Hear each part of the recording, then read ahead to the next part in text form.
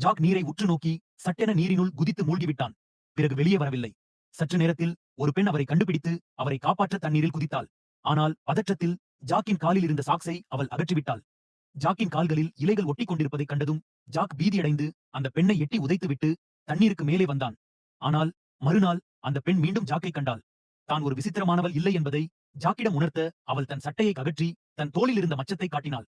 இதைக் கண்டதும் ஜாக் மனமுருகி அன்றிலிருந்து அவர்கள் சிறந்த நண்பர்களானார்கள். நாள் முழுவதும் இருவரும் நகரத்தைச் சுற்றித் திரிந்தனர். ஆனால் அவர்கள் பிரிந்தபோது ஜாக்கின் கால்களில் இருந்து திடீரென்று இலைகள் உதிர்ந்தன. அவன் வீட்டிற்குச் சென்று உதிர்ந்த இலையை ஒரு கவரில் வைத்து அதன் மேல் தன் நண்பனின் பெயரை எழுதினான்.